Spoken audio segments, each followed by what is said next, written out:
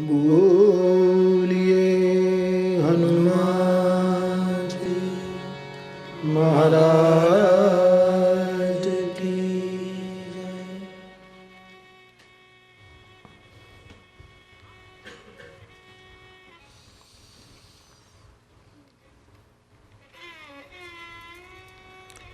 बाप राम कथा के 9वें दिन और विराम के दिन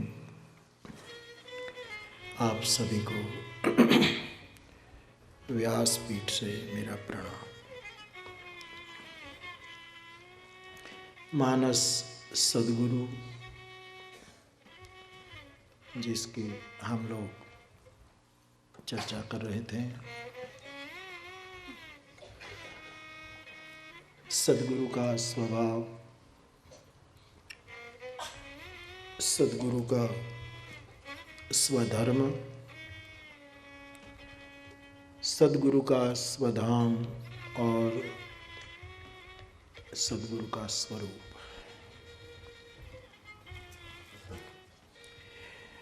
सद्गुरु ज्ञान, वैराग्य और योग को दीक्षित करते हैं और रामचरितमानस के रूप में सद्गुरु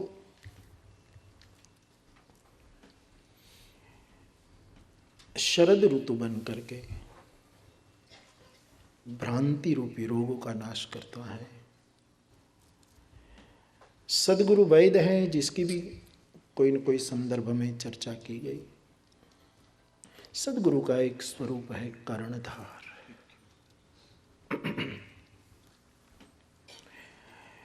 कर्णधार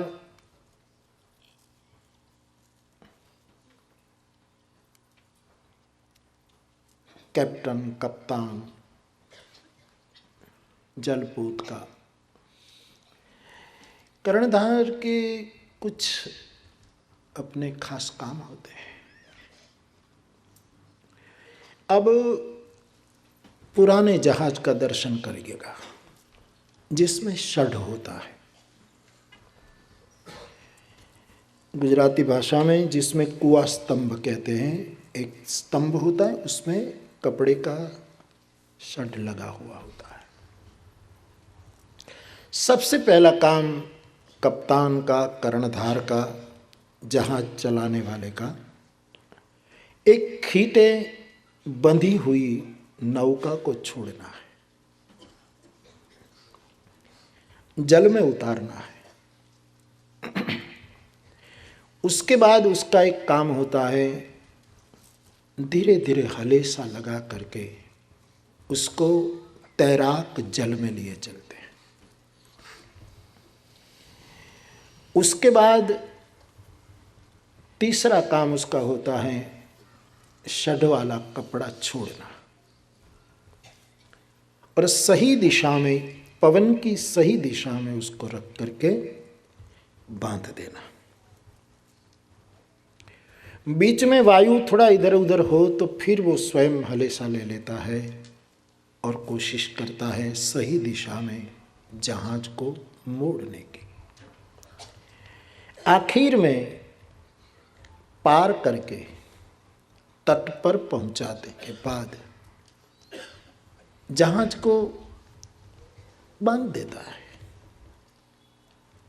मुख्यतः इतने काम कर्णधार के द्वारा होता है।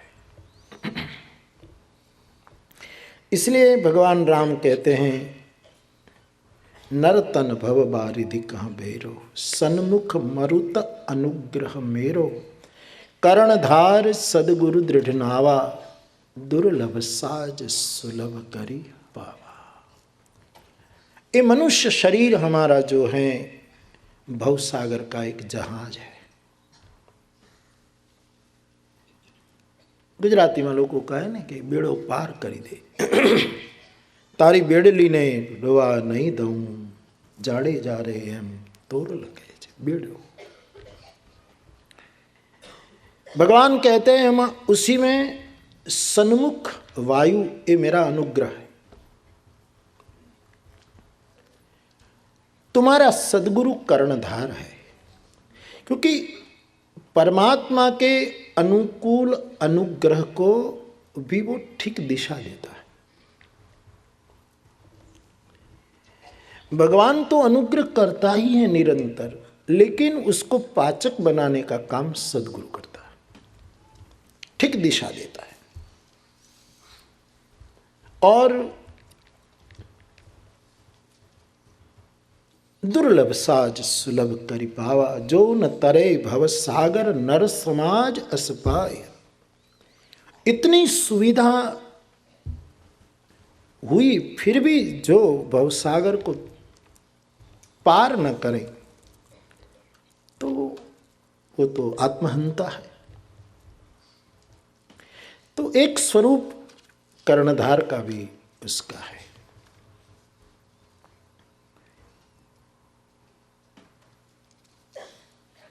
केवल जहाज के पास जाने से पार नहीं हुआ जाता, कप्तान चाहिए। जब हम सद्गुरु के पास जाते हैं, सद्गुरु हमें मिल जाता है, तो सबसे पहले तो हमारी रस्सी जो बंधी है एक आग्रह पर, एक खिले पर, कि बस हमारी यही मान्यता है, सद्गुरु उसको छुड़ा देता है। आग्रह रस्सी है साहब। અને રસ્સી માટે गुजराती में कहवाय कि बड़े पण वड़ न मूके। आदमी का आग्रह इतना कभी कभी कठोर और कराल होता है कि मेरा धर्म, मेरा संप्रदाय। मुझे आज एक श्रोता ने यह भी पूछा है कि बापू धर्मगुरु और सद्गुरु में फर्क क्या है? बहुत फर्क है। सभी धर्मगुरु माने किसी किसी खास धर्म के प्रमुख व्यक्ति। जैसे हिंदू धर्म के भगवान शंकराचार्य, सनातन धर्म के, वैदिक धर्म के, ईसाई धर्म के मान लो जीसस,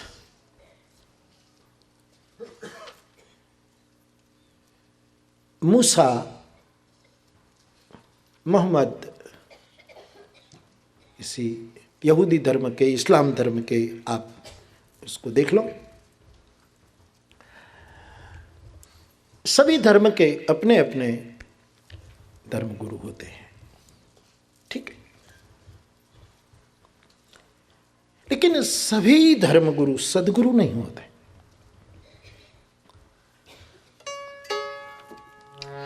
धर्मगुरु को अपना आग्रह होता है, सद्गुरु को सभी आग्रह से मुक्त होता है। अब मैं कोई ऐसी बोली में बोलना नहीं चाहता, लेकिन ईसाई धर्म का आरंभ काल देखिए, बड़ा हिंसक रहा है साहब। मैं नहीं कहता, उसका इतिहास कहता।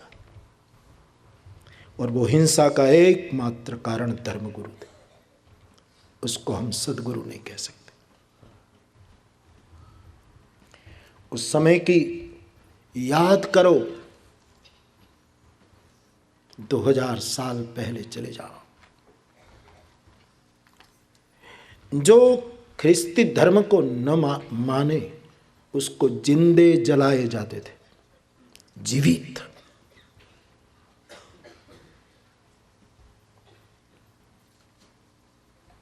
क्योंकि हमारे धर्म में जो न माने उसको जलाना, धर्मगुरु ने कहा था, पाप नहीं है, पुण्य है।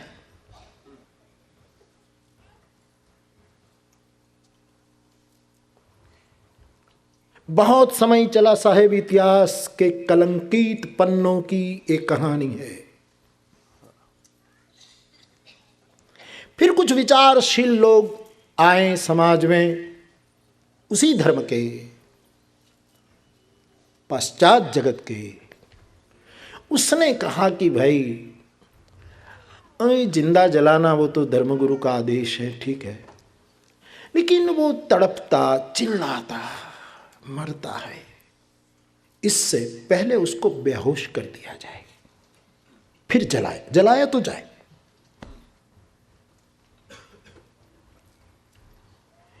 लेकिन जब ये रीत चली, कुछ समय स्वीकारी गई साहब, लेकिन इसमें खींटे बंधे हुए धर्म व्यक्तियों को ठीक नहीं लगा कि बेहोशी में कोई जले और चिल्लाए ना, पुकारे ना, दर्द महसूस न करे, तो वो पापी है, वो प्रसिद्ध कैसे हो? पापी को तो चिल्लाना चाहिए, पापी को तो बर्बरता से मारना चाहिए। फिर शुरू हुआ जलाना। थोड़ा आगे आ जाइए सब, ताकि पीछे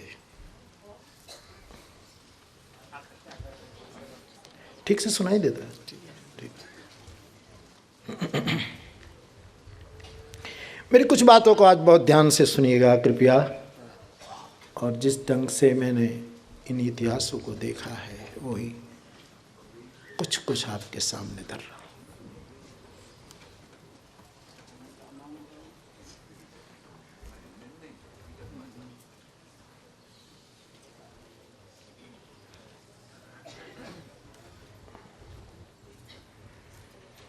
अब मैं ये भी कहूं कि इसके सामने हमारे धर्म में भी एक अशोभनीय वस्तु आई थी, सती प्रथा। विधवा बेटी को बाप जलाता था, भाई जलाता था। सोचो, धन्य है मानस के भरत को जिसने सती प्रथा को उस काल में मना किया था। कौशल्यादि माताएं दशरथ के पीछे सती होने को तैयार हुई थी, लेकिन दर्शन का बहाना देकर क्रांतिकारी सदगुरु भरत ने इस प्रथा को रोका। फिर बीच में कुछ धर्मगुरु आ गए होंगे, जैसे ईसाई में कहा कि बेहोश होकर मारना वो तो पूरा दंड नहीं है। तो फिर में ऐसी बातें चली, और समाज सुधारक राजा राम मनोहर ऐसे महापुरुषों ने फिर इस प्रथा को तिलांजलि दिलवाई। और फिर कभी कभी कुछ साल पहले भी ऐसी एक दो घटनाएं घटी जो हमारी शोभा नहीं थी।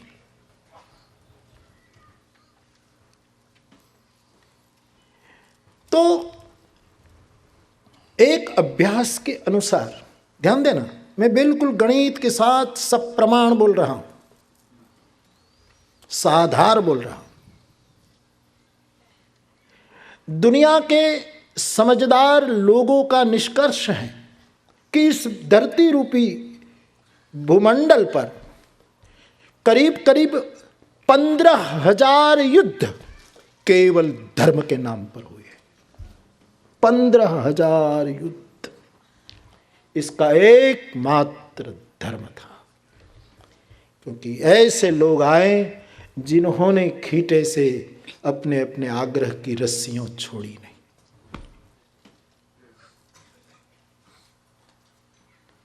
बेंजामिन फ्रैंकलिन, उसने एक बिजली सळिए की शोध की। बड़ा प्रसिद्ध नाम है। बिजली गिरती थी, लोग मर जाते थे। एक ऐसा सळिया उसने खोजा कि भाई जमीन में ऐसा उसको लगा दो तो बिजली जमीन में चली जाए। धर्मगुरुओं ने विरोध किया साहब कि तो पापियों को सजा कैसे मिलेगी? बिजली तो पापियों के लिए गिरती है, पापियों के घर जलाती है। धर्मगुरु को पूछा गया और उसने कहा कि हाँ, ऐसा तो नहीं होना चाहिए, पापी को दंड मिलना ही चाहिए। और एक मान्यता कि बिजली तो गिरती है पापियों के ऊपर। ऐलान किसका था? किसी सदगुरु का नहीं, धर्मगुरु का। फिर ये बात को हो गया और अमेरिका ने पहल की थी साहब कि कुछ भी हो भले हम पापी माने जाए, हम इस इलेक्ट्रिसिटी, इस वायर को और इस वैज्ञानिक अभिगम को हम कबूल करेंगे। और कुछ सालों के बाद बॉस्टन में धरतीकंप हुआ। इतिहास कहता है। और कई लोग मर गए, तो वही धर्म पुरुष कहने लगे कि हमारी न मानी ना तो बिजली नहीं तो धरती कम से भगवान ने सबको मार दिया, लेकिन पाप का दंड होगा ही होगा। एक कथन सदगुरुओं का नहीं था, धर्मगुरुओं का था।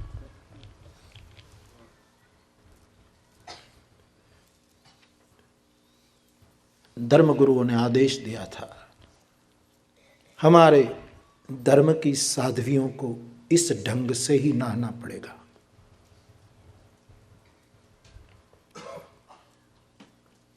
अच्छा है मर्यादा से नहाना, इससे मैं थोड़ा सहमत भी हूं,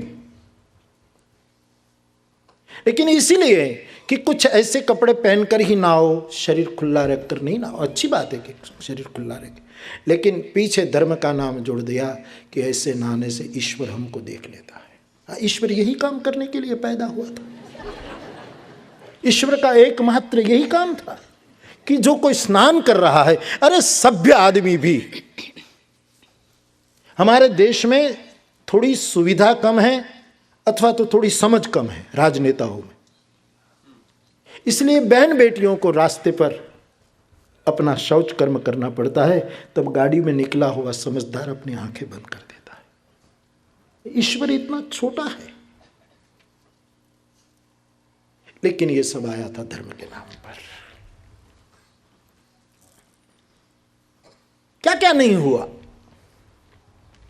इनके पीछे धर्मगुरु की बात लगी हुई। सब ऐसे नहीं होते, ध्यान देना। मैं ये नहीं कहूंगा कि सब, लेकिन बहुतों ने काम किया। हमारे धर्म को न माने वो काफिर। ऐलान किसका है? अल्लाह का।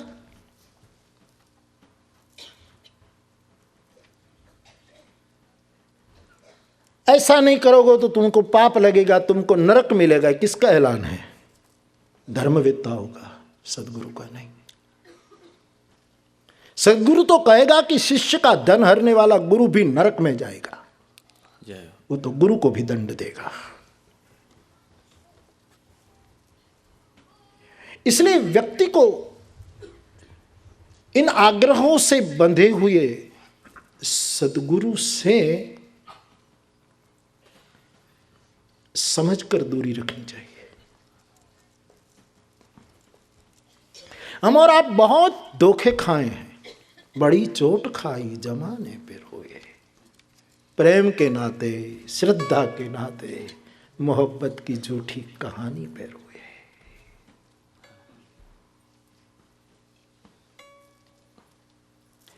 कितने कितने दृष्टांत दे। तद्दन वैज्ञानिक बात थी उनको, केवल अंधश्रद्धा के नाम पर सदियों तक इंसान की स्वतंत्र बुद्धि पर लादा गया है।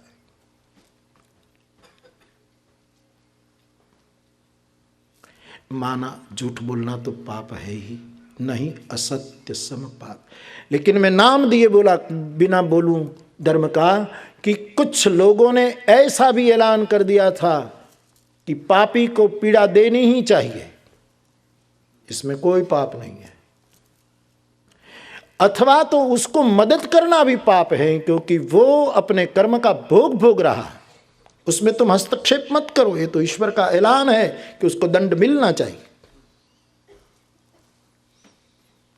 ये कहां का धर्म? पृथ्वी का भूगोल, पृथ्वी का भूमंडल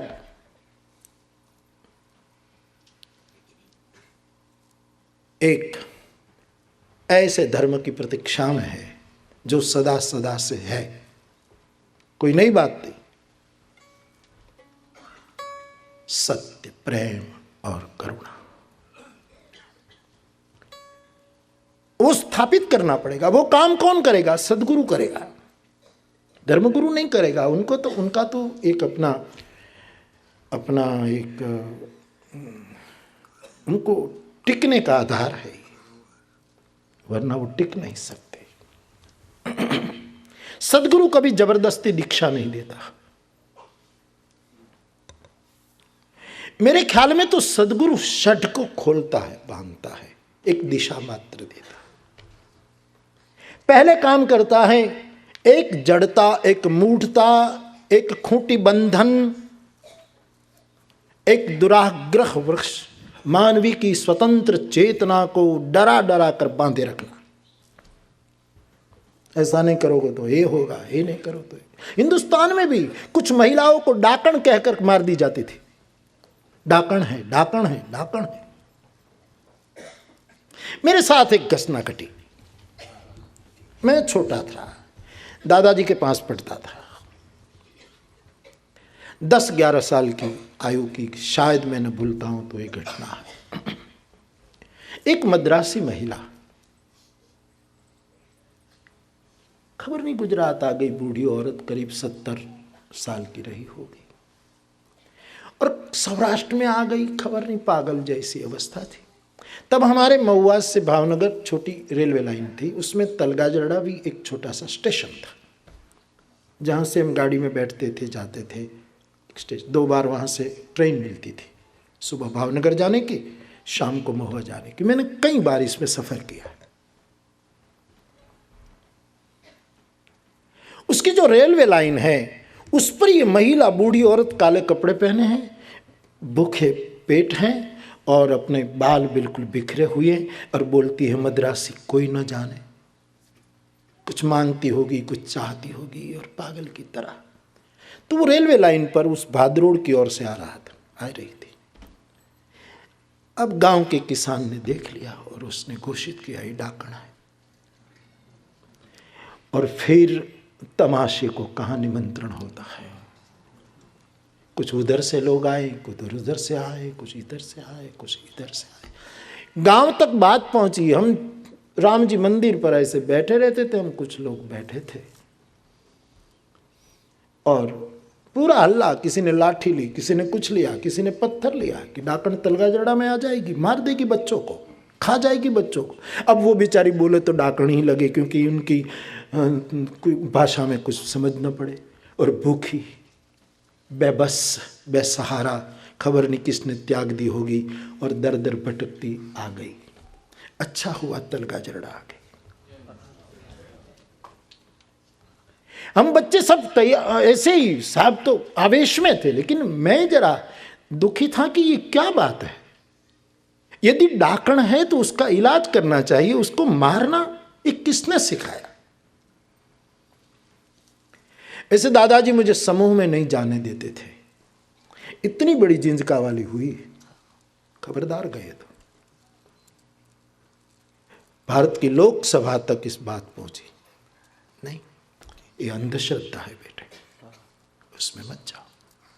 एक कुतूहल हुआ था कि चलो सब जा रहे हैं तो देखे तो। पिताजी ने मना कर दिया, तो मैं दौड़ता गया। जो मेरे बड़े पिताजी, यानी मेरे पिता के बड़े भाई, वहाँ दादा रोज़ सोया करते थे उसके घर की रखवाली के लिए। तो मैं गया कि ऐसा हो रहा है, आप कहो तो हम जाएं, क्योंकि उस उम्र से मेरी बात गांव मानता था। साहब, तो मैं दादाजी के पास पूछने गया कि कोई एक महिला आई, मैंने तो देखी नहीं, लेकिन लोगों बहुत शतकों लोग जा रहे हैं डंडा लेकर, ये लेकर, कहीं उसको मार देंगे। आप कहो तो मैं जाऊं, तुम्हें जाना चाहिए। और वो उधर से आ रही थी। मैंने कुछ हमारे कुछ लोग जो हम साथ साथ खेलते, उसको कहा कि ये ना समझी है, ऐसा मत करो, हम साधु हैं, ऐसा नहीं होने देना चाहिए। हम, हमारा वो फ्लैग स्टेशन था, वहीं से आगे चले, उधर से और दोनों ओर से अल्लाह अल्लाह अल्लाह। उसी समय हमने इस माता को दूर से प्रणाम किया। सब चुप हो गए, रुक गए, पानी पिलाया, तो वो स्वस्थ हुई। डरी सी थी। डाकण थोड़े होते, लोग डरे से होते। डरे हुए को मारना धर्म नहीं है, डरे हुए को जीवन और अभय देना जीवन है। अब उनकी भाषा ना हम समझे, ना मेरी भाषा वो समझे, लेकिन आत्मा की बोली तो समझते हैं ना कि ये बच्चे कौन है, ये लड़के। बूढ़ी रो पड़ी। मुझे फिर हुआ कि हम उसको तलगा जड़ा में ले जाएंगे तो खबर नहीं कुछ पुराने लोग हमको पता ना हो और कुछ कर दें, इसलिए हम वो स्टेशन पर रखते हैं। गांव से फिर रोटी मंगवाई, उसको खिलाया, मुस्कुराई।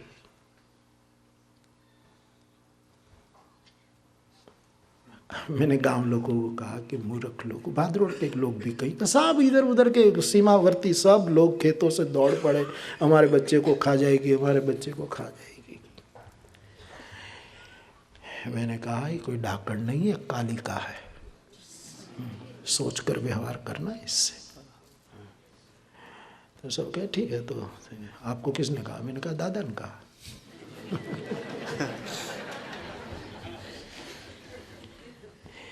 उसी फ्लैग स्टेशन पर उसको बिठाया। पुराने फ्लैग स्टेशन में आपने देखा तो टीन के पत्रे के वो होते थे और अंदर 2 पत्थर, ऊपर एक वो रखे होते थे। हमने उसको वहाँ बिठाया, सब लोग भी राजी हो गए। मैंने कहा कोई है दूसरे प्रदेश की महिला और बेचारी थोड़ी ऐसी भी हो सकती है। फिर शाम की जो ट्रेन में वो आ जाती थी उस पर बिठा दिए। लोग धर्म के नाम पर इस तरह के निर्णय लेते थे। इसका एक घटना का साक्षी मैं हूं।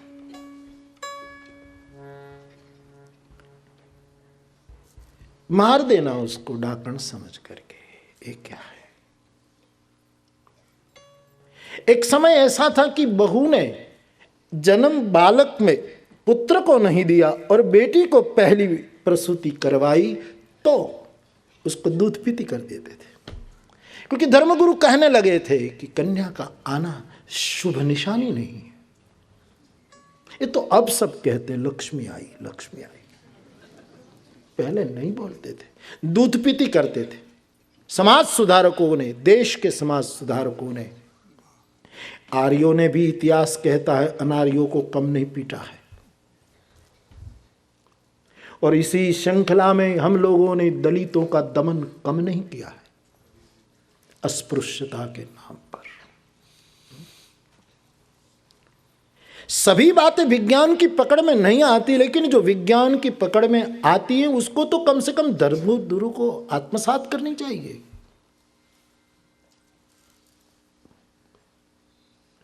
गांधी जी को पत्र लिखा था रविंद्रनाथ टैगोर ने, जब बिहार में भूकंप आया और बापू ने किसी रूप में निर्णय किया होगा, खबर नहीं, हरिजन में छाप दिया या खबर नहीं, यंग इंडिया में या किस में छाप दिया उसने,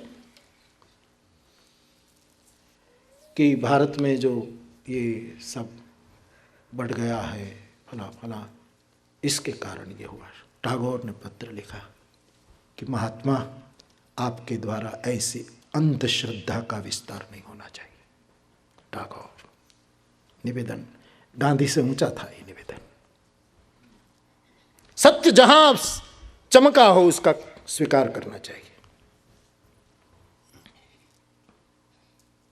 तो बात धर्मगुरु और सदगुरु में बहुत अंतर है। धर्मगुरु एक अपने धर्म का होता है, सदगुरु सभी धर्म नहीं, जड़ चेतन गुण दोष समग्र विश्व का होता है।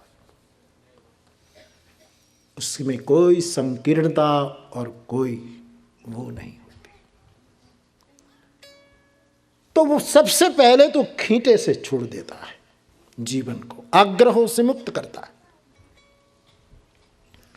फिर थोड़ा हलेसा श्रम करता है सदगुरु। जहाज में बैठते उसको कुछ करना है, श्रम करके गहन जल पर जहां तैर सके ठीक से, जहाज वहां ले जाता है। और कभी कभी साधक की कसौटी के लिए थोड़ा हिलाता भी है।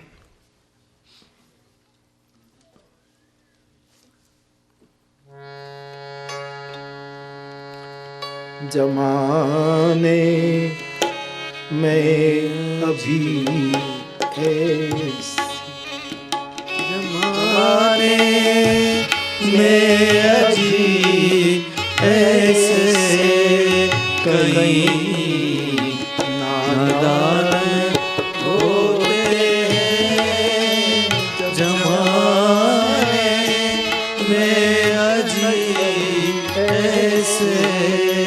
कहीं नादान होते हैं, वहाँ जाए हैं कश्ती जहाँ तूफान होते हैं।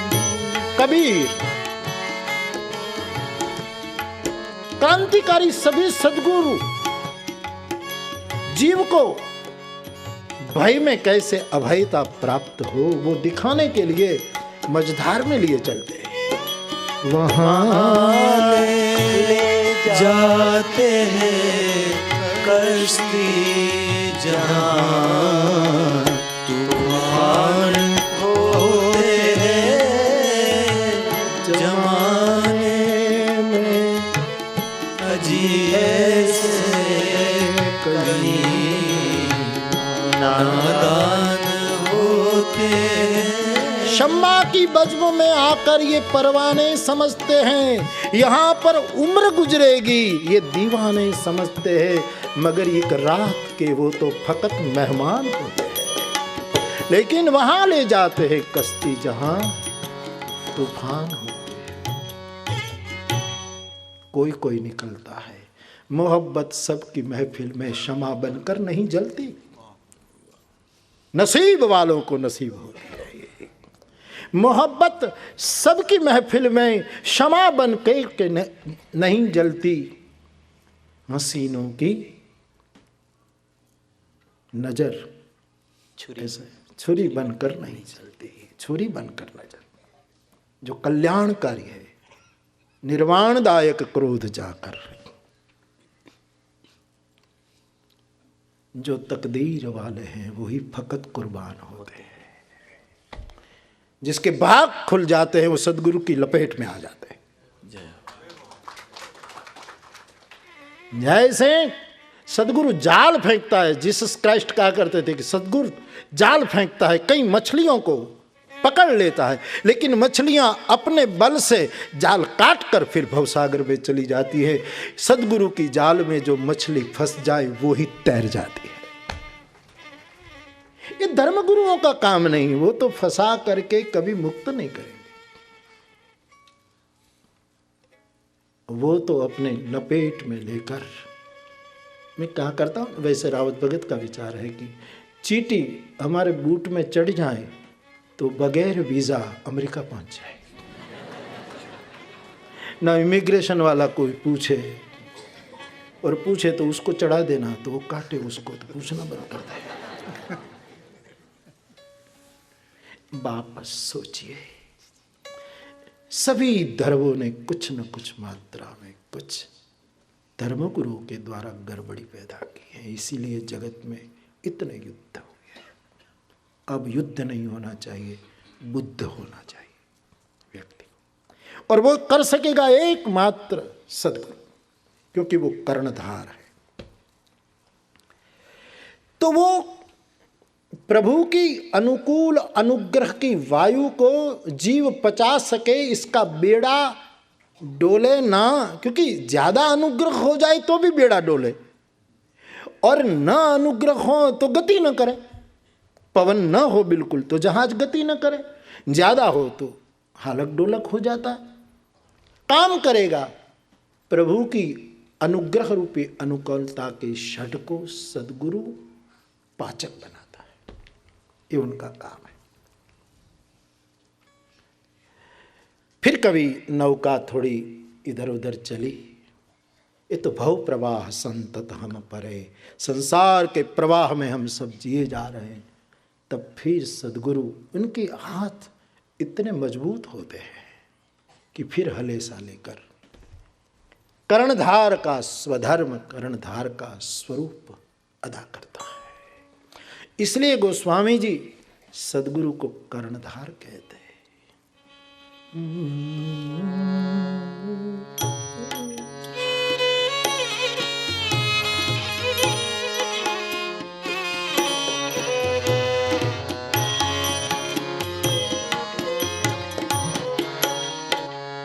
कर्णधार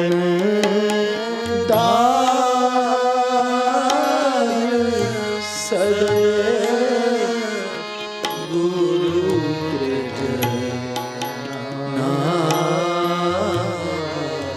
गाइए। करण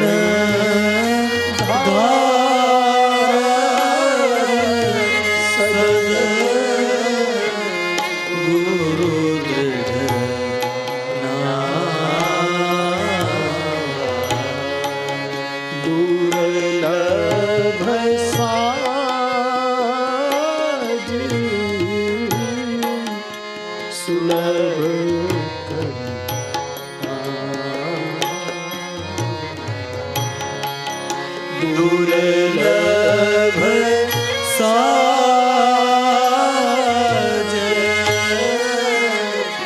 सुलभ। बड़े भाग मानुष तनु पावा, सुर दुर्लभ यही दुर्लभ साज पाया। इसमें कर्णधार सदगुरु, समस्त ब्रह्मांड का कोई कर्णधार है, सदगुरु है। लेकिन थोड़े धरा पर आ जाइए, प्रत्येक परिवार में भी एक कर्णधार होना चाहिए कि अपनी पारिवारिक नौका आलक डोलक न हो। समाज का भी एक कर्णधार होना चाहिए, राष्ट्र का भी एक कर्णधार होना चाहिए, ऐसा मानस में लिखा है।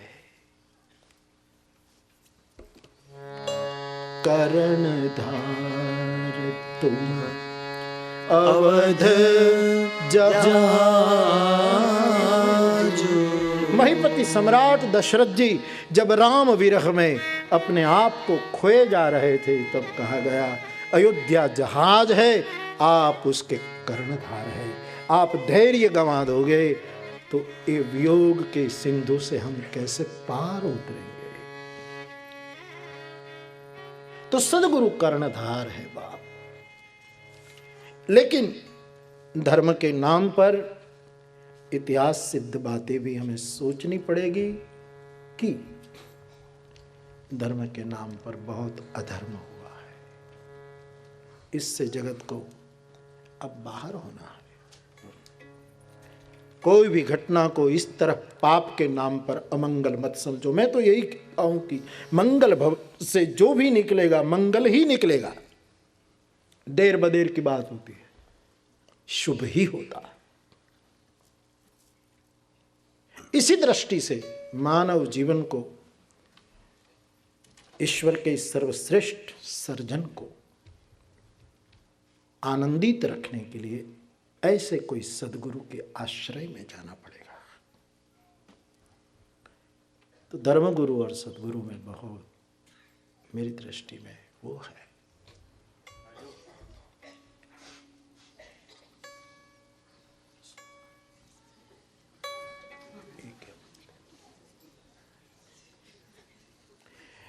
मेरी प्रार्थना है कि राम कथा के स्वभाव की मर्यादा बनाए रखें।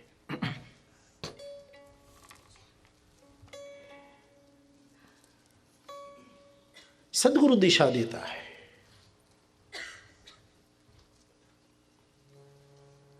सदगुरु का काम कुछ विलक्षण है, इसलिए सदगुरु से सब डरते हैं। और धर्म के लोग, कोई भी धर्म के, इनको सदगुरु का एक डर लगता है। शंकर का भय सबको लगता है, क्योंकि सदगुरु है, सबको लगेगा। मूलतः सदगुरु है शिव। तो जब कथा के विराम की ओर मैं लिए चलता हूं, तब कुछ खास खास बातें कहकर चलूं, ऐसा दिल में हो रहा है। जय। क्योंकि मैं कल कह रहा था कि आप लोग बहुत, मैं चर्चा कर रहा था कि लोग बहुत श्रद्धा से सुन रहे हैं, इसलिए। और हम फंस न जाए इसलिए पंकज ने एक कविता लिखी है। कल मुझे कथा के अंत में दी थी, इसलिए मैंने कहा कल देना, मैं पढ़ दूंगा।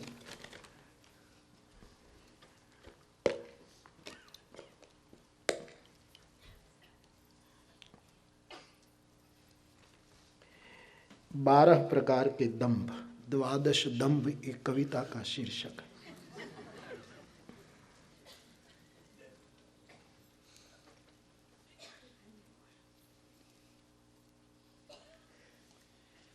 गुजराती में है, आप समझ जाएंगे। घर थी छोड़ी नमणी नार, भूल्यो पोतानी जणनार। घर थी छोड़ी नमणी नार, सुंदर संसार था, बस मुझे लग गई है, ये सब माया है, प्रपंच है, उसको छोड़कर भागा। और भूल्यो पोतानी जणनार, मां को भूल गया, मुंह न देखे। माता जी की गर्वी न लो। जगदम्बा जो है, ब्रह्मांड भांडोदरी है। घर थी छोड़ी नमणी नार, भूल्यो पोतानी जणनार। दासी एनी थई परनार, बीजी नारी उनकी दासी हो गई। दासी एनी थई परनार, भैया गया गरवा गिरनार। मैं वो शब्द नहीं बोल रहा हूं, कहीं किसी को चोट। भ्राता गया गरवा गिरनार, ब्रदर गया गरवा गिरनार। घर थी छोड़ी नमणी नार, घરમાં નહોતું એને ખાવા, जल्दी એને ધનિક થાવા, चारे बाजू मार्या जावा। कहीं आपके पास कुछ न हो ना, साधु हो जाओ, अपने आप सब आने लगेगा।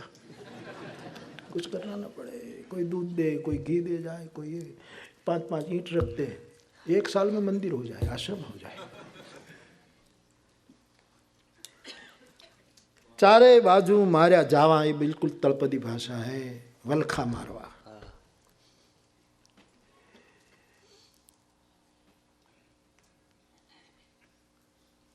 वो भ्राता अंते थई गया बावा, वो शब्द में तुम रखना कविता में, लेकिन मैं कुछ उसका संस्कार कर रहा हूं। श्रीफल लींबू लीला मरचा लटकाते हैं ना कारों में। अंधश्रद्धालु, डरपोक। मैं उसकी गाड़ी में करीब करीब नहीं बैठता, जहाँ लींबू लटकता है निकाल पहले इसको। मरचा अहियाँ શું કામ लटकावे છે? भजिया કરીને खवડાव ने जो तारा में लटकावे, बेकार मिर्चे यहाँ लटका रहा है, मूड कहीं का।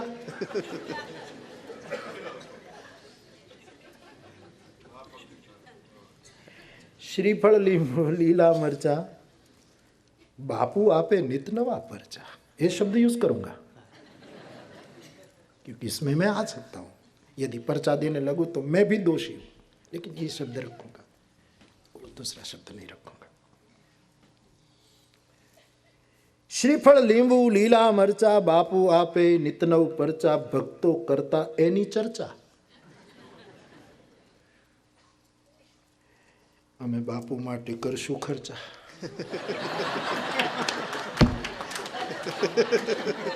ઘરથી છોડી નમણી નાર, ભૂલ્યો પોતાની જણનાર। શંકરાચાર્ય માને નહોતા ભૂલ્યા સાહેબ। અને પૂરા ગીરી ભરી ભારતી, सागर वन पर्वत, जितनी दशनाम है ना, उसका कर्ता, उसका सर्जक, जगत का जगत गुरु अपनी माँ के अंत समय संस्कार करने के पूरा जगत उसके सामने मुंह चढ़ाए था, तब हो गया था। जणनार को भूले ना। बापू माटे करशु खर्चा, तृष्णा ने ऊपर थी काढ़ी, ऊपर थी,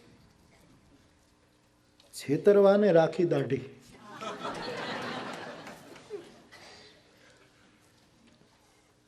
तृष्णा ने ऊपर थी काढ़ी बाप, छेतरवा ने राखी दाढ़ी, करे कहे कर्म ने लीला ढाढ़ी। ढाढ़ी लीला होती है वैष्णव। બહુ સરસ લખ્યું બેટા તે. કુટિયા એની કાયમ ટાઢી. એસી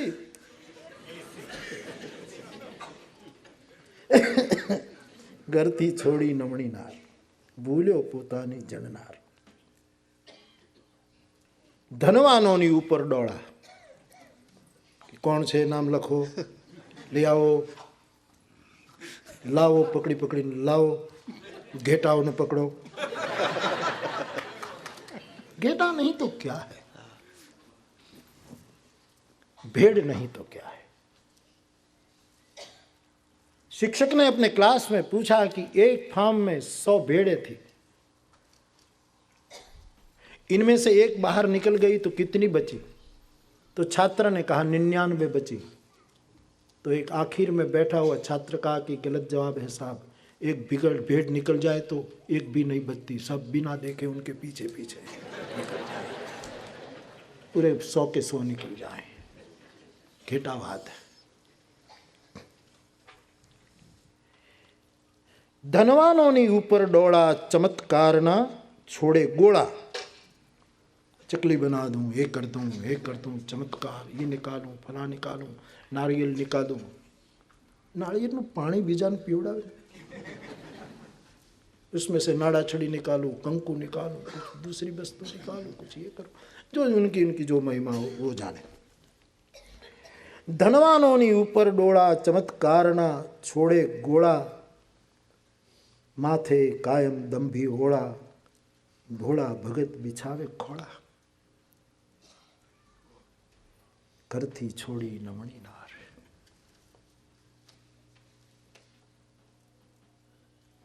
नहीं रहे जीवतरनो भ्रम, विचित्र छे कुदरतनो क्रम. संसारी शू करे छे शरम, निरखो बापू अने आश्रम.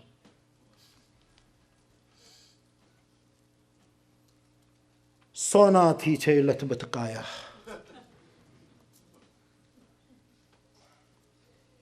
पैसा पाछळ छे रघवाया. भेड़ा राखे लक्ष्मी जाया, भाषण भाखे ऊपर माया. माया ऊपर भाषण करे. त्याग विरागनी वाणी बोले ने हळवेथी बीजाने फूले.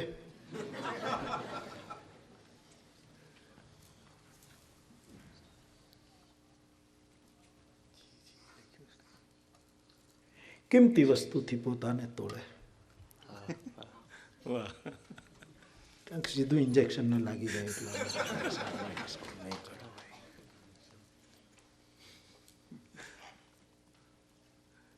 નર્ક તણા દરવાજા ખોલે,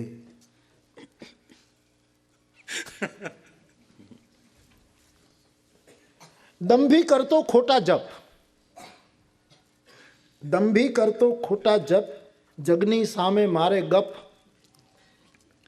એને તો લક્ષ્મીનો ખપ, ધનનો ઉંદર મારે ટપ. ઝૂંપડી એની જાપાની, ધંધો કરતો બહુ ખેપાની.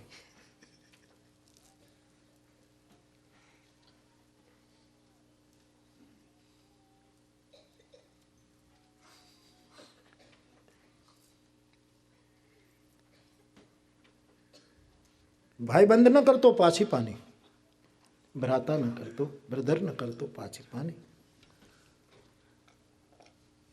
बाबा बनता है, बोले बच्चा दे दो पानी, क्योंकि बाबा बना तो हिंदी बोलना ही पड़ता है.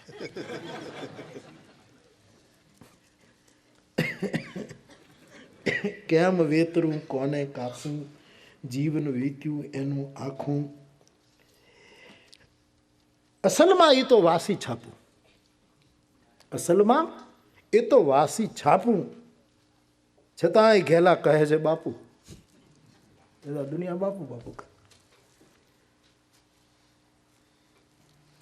એ તો ભૂલ્યા નિજનું મૂળ, પૈસા પકડે જાણે ઝૂડ. ઝૂડ પકડે. આખું એનું થઈ ગયું ધૂળ. આવા બાવા જગનું શું? ये द्वादश दंभावली है. इसमें मैं कवि के कुछ शब्दों का प्रयोग मैंने जानबूझकर टाला है मेरी व्यासपीठ की मर्यादा के कारण. धन्यवाद.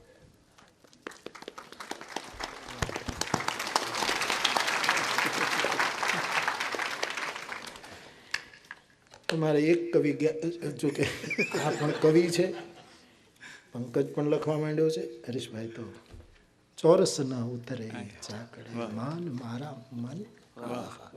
ये विचार तो जब पहली बार सुना कि चाकड़े पर चौरस नहीं उतरता, वर्तुल ही गोल ही उतरता है. मान मारा मन, हे मन, हे शठ मन, मान तू धारे छे एवा चाकड़े चौरस नहीं उतरे नहीं. ફરવાનું જ છે. ફરી ફરી તું જે કરીશ પાછું તારી પાસે જ આવશે. હે મન સાવધાન રહે. અને એક महाकवि इस कथा में गैर हाजिर है. इस महाकवि के पास वीजा नहीं था, इसीलिए वो नहीं आ पाया. महाकवि सर्जन करता है लेकिन भूल बहुत जाता है, इसलिए ब्राजील में पासपोर्ट कहीं खो गया, नया बनाया. और अमेरिकी गवर्नमेंट जरा कड़क होती जा रही है तो उसने वीजा नहीं दिया, तो जोड़िया में लहर करे छे.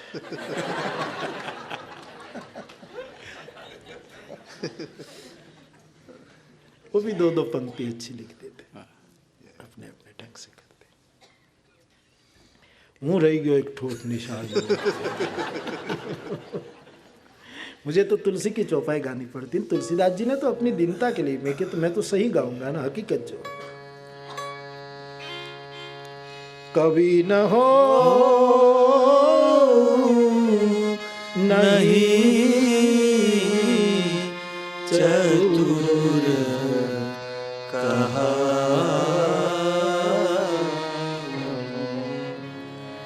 मति अनुरूप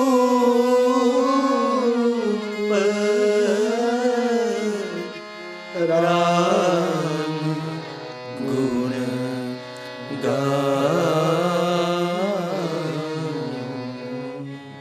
तो बात मूल चर्चा तो ये थी, किसी की आलोचना की नहीं, केवल एक संकेत कि भाई हम जो धर्मों ने इतने इतने युद्ध करवाए, पाखंड ने, दंभ ने, अंधश्रद्धा ने, इससे समाज को बाहर लाता है सदगुरु. और इसलिए सदगुरु की बातें सब नहीं सह पाते. इसलिए सदगुरुओं का समय समय पर काल काल पे उसका विरोध हुआ है. इतना ही नहीं, मार डाले गए. जीसस को, मोहम्मद को हिजरत करनी पड़ी, भगाया गया. 84 लोगों के साथ मोहम्मद पैगंबर, इमाम हुसैन आदि आदि. आप देखिए करबला के मैदान में क्या क्या हुआ. कहने का मतलब मेरे भाई बहन, सनातन धर्म में भी मूल में, वेद में, अथवा तो मूलतः जो बात उपनिषदों ने की है, उपनिषदों ने जो ऊंचाई पकड़ी है, इतनी ऊंचाई किसी ने नहीं पकड़ी.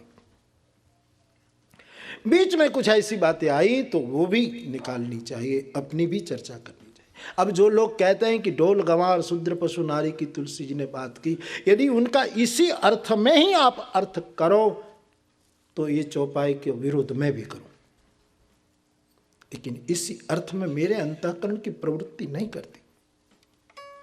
अंग्रेज लोगों ने क्या किया है, ये डॉग, ये वाइफ, ये वॉल ट्री, 3 गिनती है अंग्रेजी में. एक कुत्ता, एक स्त्री वाइफ, और ये अखरोट का कि जिसका जाड़ माना जाता है, उसको जितने पत्थर मारो इतना ये बेहतर होते हैं. हमें शिखावन देने क्यों निकल पड़े हो? पहले अपने दामन के दाग को देखो. इस वृक्ष को ज्यादा पत्थर मारो तो ज्यादा फल, नारी को ज्यादा पीटो तो ज्यादा तुम्हारी दासी बनेगी, और कुत्ते को ज्यादा तुम मारो. ये हिंदुस्तानियों ने नहीं कहा है, ये अंग्रेजों ने कहा है।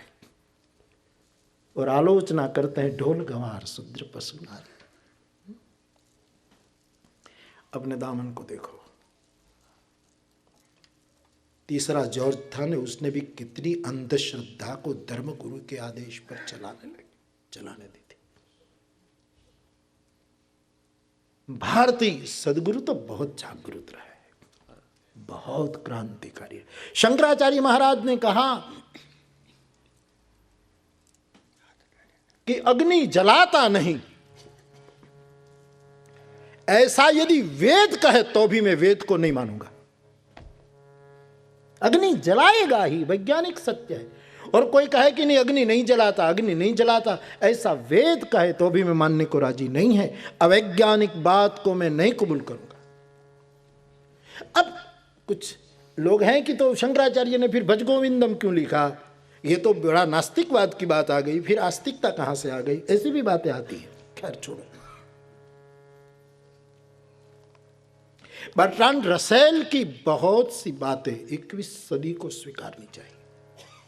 सबने, साहब मैं उसको समझ कर बोल रहा हूं इस आदमी को। उसने लिखा है कि मेरे जीवन की 3 जंखना थी। बर्ट्रांड रसेल, उसने कहा कि पहली जंखना तो जब से मैं समझदार हुआ, मेरी ज्ञान की जंखना थी। मैं जानूं ये ब्रह्मांड क्या है, मैं जानूं। दूसरी जंखना थी सत्य की। और ये 2 जंखना जब करता हूं, ज्ञान और सत्य की, तो मैं ऊपर उठ जाता हूं। लेकिन फिर मैं धरती पर आ जाता हूं, क्योंकि मुझे समाज से दया भी करनी थी, और दया मुझे फिर खींच कर धरा पर लेता। ज्ञान और सत्य मुझे उड़ान भराते थे, और दया खींच कर धरती पर ला देती थी। अच्छी बात इस आदमी ने घोषित की।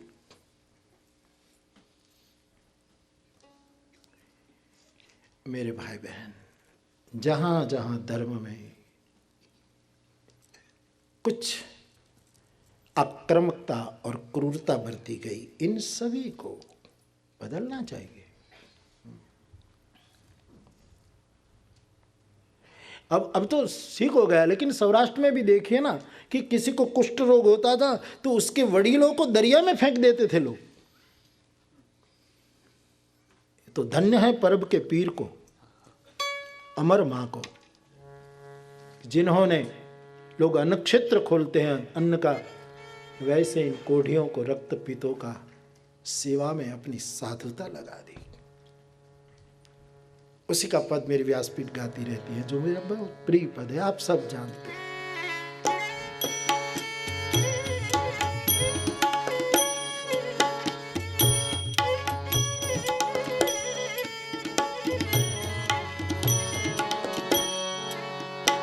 मैं तो शुद्ध रे ए जानी ने तमने से वीरा। मैं तो शुद्ध रे जानी ने तमने से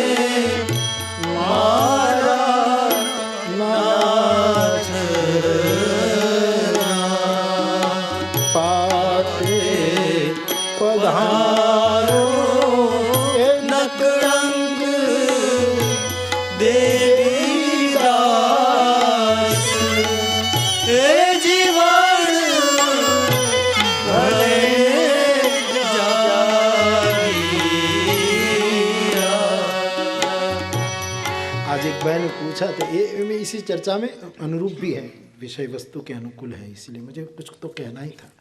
लेकिन आज एक आदमी ने यह भी पूछा है कि श्रावण महीना में दाढ़ी न करावाय शू करावाय?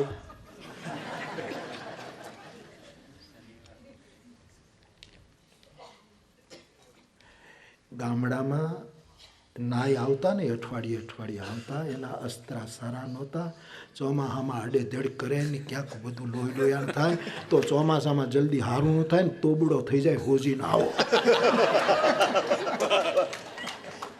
એટલે ડાયા માણસોએ કીધું ભાઈ દાઢી મૂછ નહીં રાખવી, એટલે આ જડબું છે ને બચી જાય, શરદના ચાંદ જેવું રહે. એવું કાંઈ કરશે, બાકી દાઢી એવું મને એની પાછળ કાંઈ રહસ્ય હોય તો મને ખબર નથી. મેં એવું જાણવાની કોશિશ કરી નથી, હું આવું માનતો નથી. શનિવારે દાઢી ન કરાય તો ક્યારે કરાય? માંડ નવરાશ મળી શનિવારે. कुछ न कुछ बातें ऐसी जोड़ दी है. घर में कुछ ऐसा हो तो ठाकुर जी की पूजा न हो. अरे क्यों न हो? घर में कुछ कोई मरे कोई जन्मे, ये दोनों अवसर तो हरि की पूजा ज्यादा करनी चाहिए कि हमारे घर एक नई चेतना आई, एक नया बच्चा, एक नया परमात्मा आया. उस समय तो और उत्सव होना चाहिए. और कोई मरा है, अब उनके पीछे हमारा महाकवि नर्मद कह गया, नव कर शो कोई शौक रसिकड़ा, नव कर शो कोई शौक. जो गया गया, नया कलेवर धारण करेगा, ब्रांड न्यू बनकर आएगा किसी माँ की कोख से, ताजा तरोजा. हानि जरूर लगती है ममता के कारण, लेकिन इस ममता का निरावरण केवल हरि नाम से तो हुआ करता है. इन सभी बातों से निकलो, बाहर निकलो. हिंदुस्तान में वास्तुशास्त्र ने मार डाला. ये शास्त्र है जरूर, लेकिन उसके पीछे भी कुछ वैज्ञानिक अभिगम होना चाहिए. कई लोगों के दीवान खंड में किचन बनवा दिया, किचन था वहां बाथरूम करवा दिया, मेन गेट को पीछे का गैरेज का दरवाजा बना दिया. इतने तोड़ फोड़ कराकर लाखों रुपयों का खर्चा कराते. हमारे अपने कैलाश गुरुकुल में, हमारा नहीं कहूँ अपना, सबके, तो वहाँ मैं तो नहीं था, कहीं कथा में गया था तो कोई बहुत बड़ा एक ज्योतिषी आया, वास्तुशास्त्री, तो ऐसे देख गया तो घूमते घूमते गया अंदर, सब जगह घूमा. तो वहाँ एक जो आदमी था उसको पूछा कि ये सब वास्तुशास्त्र से विरुद्ध है. ये गेट, पहले तो गेट ही यहाँ नहीं होना चाहिए, और पीछे के जो मकान है वो तो बिल्कुल गलत है. अब वो सुनने वाला बेचारा क्या जाने, नेपाली गुरखा होगा कोई, तो उसने तो आधे घंटे प्रवचन दिया और ये सब बदलवा दो, कह दो. फिर कहना कि भाई बापू आए तब कहना, बापू का है नहीं, सब ठीक है. आज तक मुझे मिला था. इन भ्रांतियों में मत रहो, सदगुरु मिले जाहि जिमि संशय भ्रम समुदाय.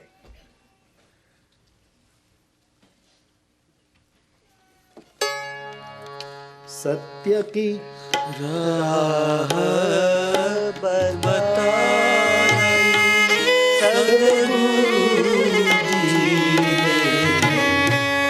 सत्य की राह बताई. मोरे मन की सब भ्रांति मिटाई.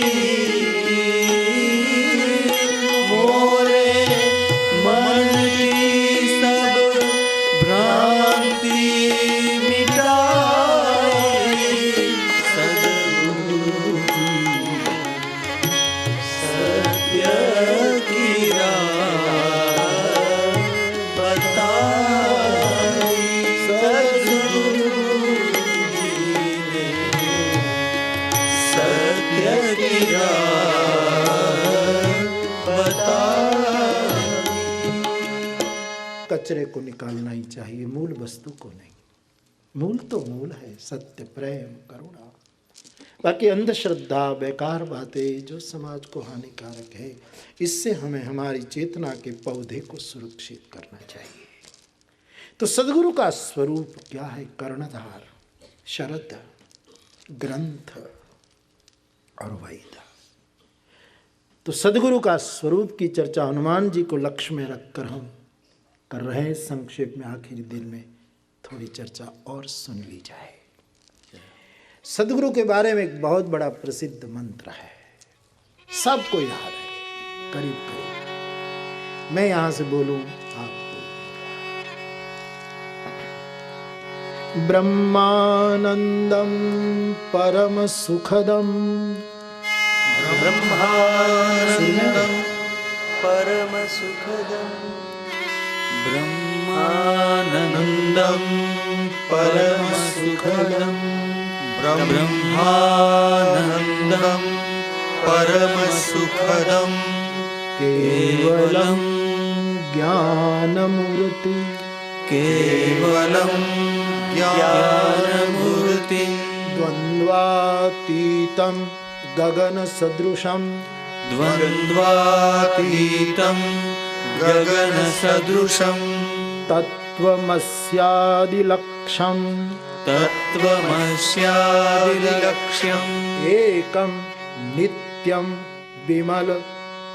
विमल अचलम्, एकं नित्यं विमलमचलम्, सर्वधी साक्षिभूतं, सर्वधी साक्षिभूतं, भावातीतं त्रिगुणरहितं, भावातीतं त्रिगुणरहितं, सद्गुरुं तं नमामि। सद्गुरुं तं नमामि। ये सद्गुरु का स्वरूप है। सद्गुरु का पहला लक्षण, सद्गुरु स्वरूप ब्रह्मानंदम। ये ब्रह्म के आनंद में ही डूबा रहता है। उसका आनंद हमारे तुम्हारे जैसा जो आनंद कहा ही न जाए लेकिन नाम दे देते, ऐसा नहीं होता। ब्रह्मानंदम।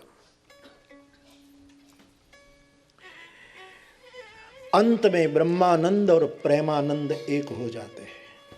ज्ञान मार्गी ब्रह्मानंद की कामना करता है, भक्त प्रेमानंद की कामना करता है। सद्गुरु का ये स्वरूप है।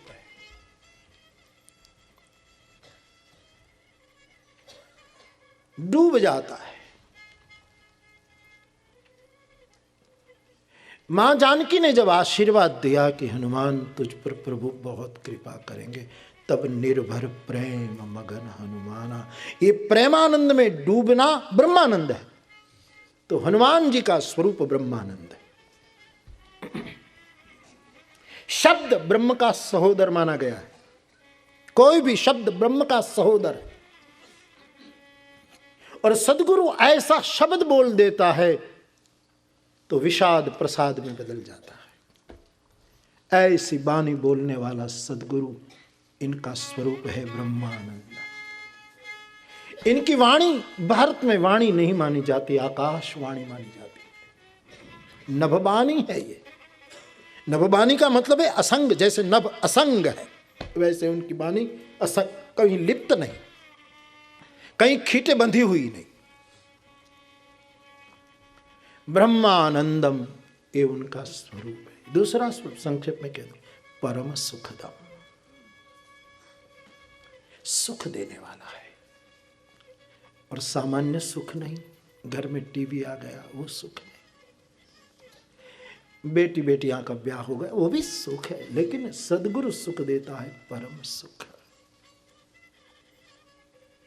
जो हमारी विपत्ति को बिल्कुल निर्मूल करे।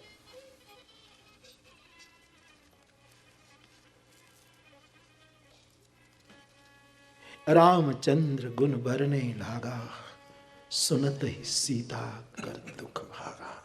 ये परम सुख, दुख की आत्यंतिक निवृत्ति, ये परम सुख श्री हनुमान जी महाराज के थ्रू हुआ है। को तुम तात कहां ते आए, मोहि परम प्रिय बचन सुनाए। हनुमान जी को भरत जी कहते हैं, आप कौन हो बाप, कहां से आए हो? इतनी मधुर वाणी कि 14 साल की विपत्ति पर मलम पट्टी हो गई।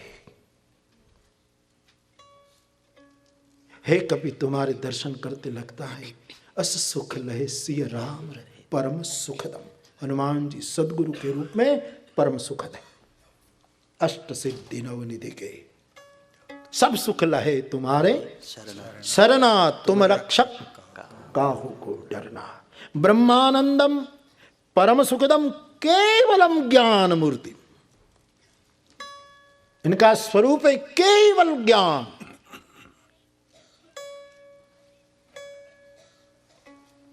ज्ञानी नाम अग्रगण्य। जय हनुमान ज्ञान गुण सागर। जय कपी सत्यहु लोक उजागर। केवलम ज्ञान मूर्ति द्वंद्वातीतम। जगत के सभी द्वंद्वों से जो पर है, सुख दुख दोनों से पर, गुण अवगुण दोनों से पर, आवकार तिरस्कार दोनों से पर, शीत उष्णता टाढ़ तड़को दोनों से पर, हर द्वंद्वों से जो पर है, शोक जितने जितने जगत में द्वंद्व है। श्री हनुमान जी को लंका की राक्षसियां प्रणाम करें तो कोई सुख नहीं है, और वो हनुमान जी को लंका के लोग गालियां दे, मजाक करे, बांधे और जलाने की चेष्टा करे तो कोई दुख नहीं। द्वंद्व से जो मुक्त है, कोई आगे चलाए तो सुख नहीं, कोई पीछे चलने को कहे पाछे पवन तनय सिर नावा। कोई द्वंद्व उस सदगुरु को छू नहीं रहा है साहब। है सुंदर लेकिन कोई बंदर बना दे तो कोई बात नहीं, कोई द्वंद्व उसको स्पर्श नहीं करता। द्वंद्वातीतम गगन सदृश। आकाश की तरह विशाल है, देह विशाल परम हरुआई। आकाश में तो उनका गमन है साहब। आकाश की तरह विशाल हृदय है। कोई बहुत बड़ा मेहमान होते हैं ना तो हम उसको छोटी जगह में नहीं ठहराते, विशालता में ठहराते। फिर उनके स्वभाव के अनुकूल ना हो तो बात उसकी है, लेकिन हम इंतजाम तो करते हैं कि भाई इतने बड़े मेहमान को इसी में ठहराए।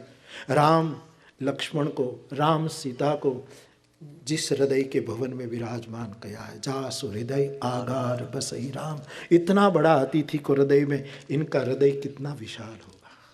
गगन सदृश हनुमान जी का स्वरूप है आकाश की तरह निर्दम्भ, विशाल और असंग रहना। हनुमंत तत्व का ये लक्षण है। द्वंद्वातीतम गगन सदृशम तत्वमस्यादि लक्ष्यम। तत्वमसी आदि वेदों के महावाक्य का जो लक्षार्थ है, तत्वमस्यादि लक्ष्यम। कौन करेगा इनकी व्याख्या बिना सदगुरु?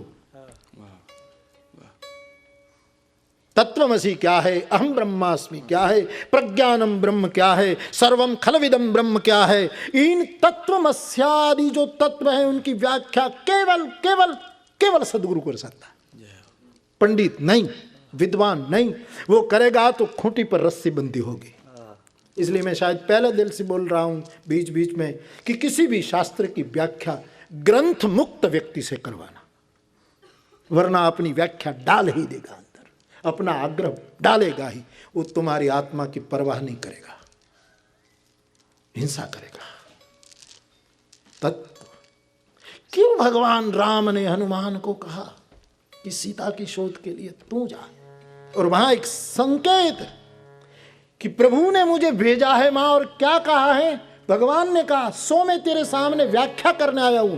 तत्व प्रेम कर मम अरु तोरा, जानत प्रिया एक मन मोरा। भगवान वेद है, परमात्मा ब्रह्म है, ये ब्रह्म वाक्य सदगुरु उसका लक्षार्थ कर रहा है। तत्वमस्यादि लक्ष्यम ब्रह्मानंदम परम सुखदम केवलम ज्ञान मुक्ति द्वंद्वातीतम डोले, लेकिन साधो सो गुरु सत्य कहा है। ऐसा सतगुरु विमल मचलम सर्वधि साक्षी भूतम। जगत में जितनी बुद्धि के विभाग हैं, इन सभी बुद्धियों का साक्षी वो है। साक्षी कहता है ना कि भाई उसने ये लिख दिया था, मैं साक्षी हूं, उसने ऐसा बोला था, मैं साक्षी हूं। साक्षी को बहुत प्रमाणभूत माना जाता है, गवाह।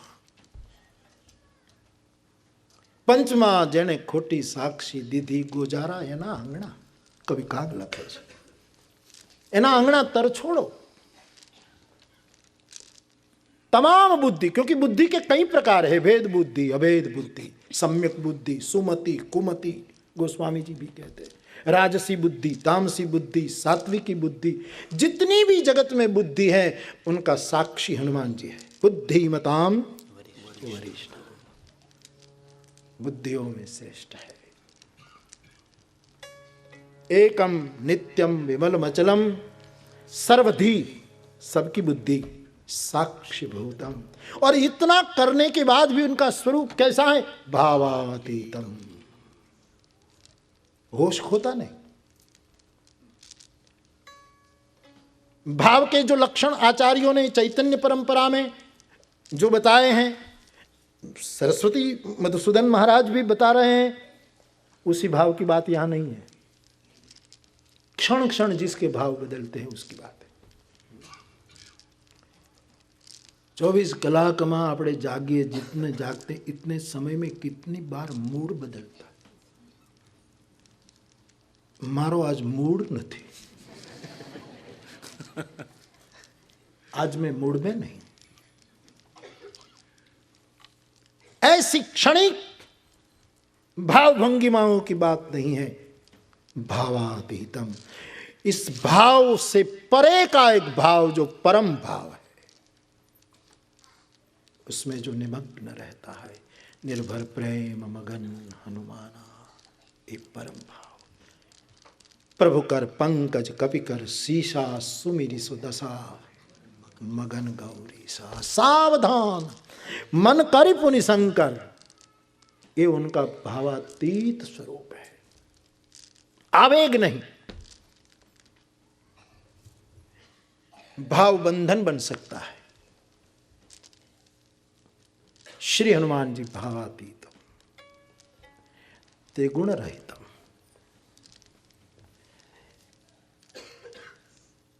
सुरसा, सिंह का, लंकी ने त्रिगुण रहितम, तीनों को पार कर गया है आदमी। एक रजोगुणी प्रवृत्ति है, एक सत्वगुणी प्रवृत्ति है। सत्वगुणी प्रवृत्ति थोड़ी इधर उधर लगी, सत्वगुण भी खाने को तुलता है। लेकिन सत्वगुणी प्रकृति का एक लक्षण है कि जब सत्य समझता है तब आशीर्वाद देती है कि राम काज सब करी हो। लेकिन रजोगुणी प्रकृति तो आदमी की छाया ही पकड़ते हुए तूली है, उसको कैसे ही मिटाए, वो सिंह का है।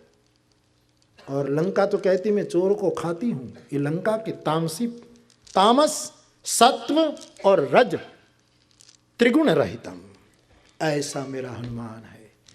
भावातीतम त्रिगुण रहितम सद्गुरु तम नमामि। यही है हनुमंत रूपी और कोई भी सद्गुरु का यही स्वरूप है, ये स्वरूप है।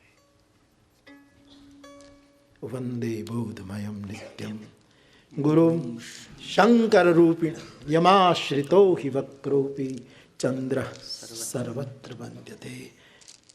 टेढ़ा लोगों को, उल्टे लोगों को अपने भाल की शोभा बना करके जगत में वंदनीय बना देते। हम जैसे टेढ़े लोग, जीव बेचारा टेढ़ा है, विकलांग है अंदर से, वृत्तियों से, उनको भी अपने भाल में लगा करके जगत में परम वंदनीय बना देते हैं। यही है सद्गुरु का बोधमय स्वरूप। तो ब्रह्मानंदम परम सुखदम केवलम ज्ञान मूर्तिम द्वंद्वातीतम गगन सदृशम तत्वमस्यादिलक्ष्यम एकम नित्यम विमल वचनम सर्वधि साक्षी भूतम भावातीतं त्रिगुणरहितं सद्गुरुं तं नमामि। ये है मानस सद्गुरु। जय हो।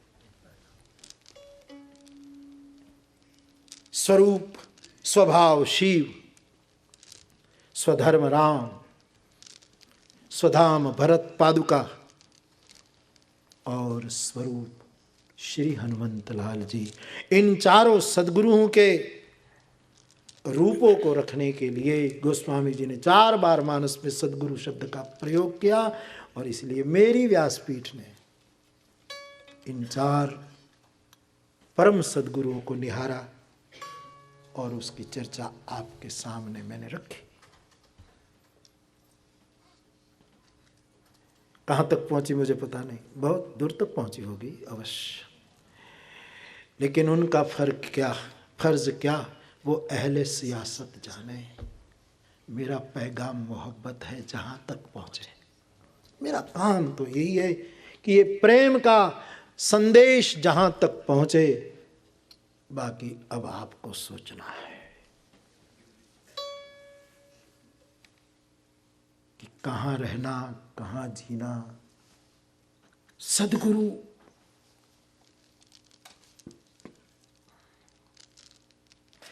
ऐसे आत्मा बिना तो किसी की चलती नहीं, लेकिन दिखता है कि क्या हमारे पास आत्मा है? हम तो केवल देह को मान बैठे हैं, आत्मा को कहाँ। सदगुरु के पास जितने जितने सदगुरु, अब ये पुराने जमाने में तो वही ये वैज्ञानिक कोई साधन नहीं थे, लेकिन इन लोगों की बोली टैप की गई होती ना, तो सभी सदगुरु की आवाज एक निकलती, एक तासीर। सभी सयाने एक मत। सदगुरु के पास 3 वस्तु में महत्व की मानता हूँ, उसको सार कर रहा हूँ, नीचो कर एक जूस निकाल रहा हूँ। सदगुरु के पास एक आँख होती है, तेहि करी विमल विभोई की विलोचन, एक दृष्टि होती है, आँख होती है। सदगुरु के पास आवाज होती है जो पुकारता है। सदगुरु जब जब धराधाम पर आए, भूले हुओं को पुकारने के लिए बुलाते हैं, आओ आओ आओ। एक निमंत्रक आवाज होती है उसके पास जो हमें बुला लेती है।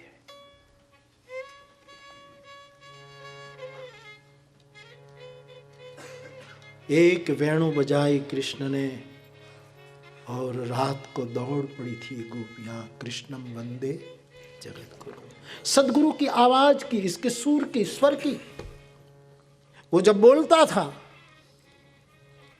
बड़े बड़े बुजुर्ग भी उसको सुनने के लिए लालायित होता था कि बच्चा क्या कह रहा है।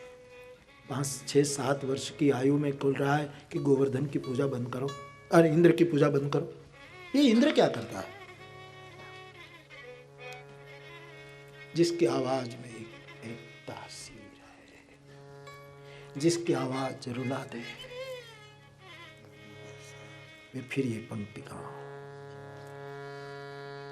जिसकी आवाज रुला दे मुझे वो साज दे। रुला दे मुझे वो साज न दो, आवाज न दो, आवाज न दो मुझको इस रात की तन्हाई में, आवाज न दो, आवाज। कभी कभी शिष्य कश्मकश में होता है, दुविधा में होता है।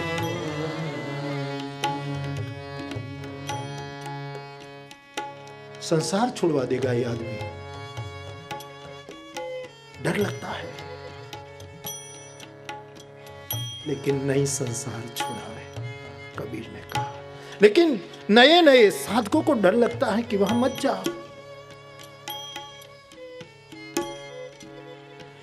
मैं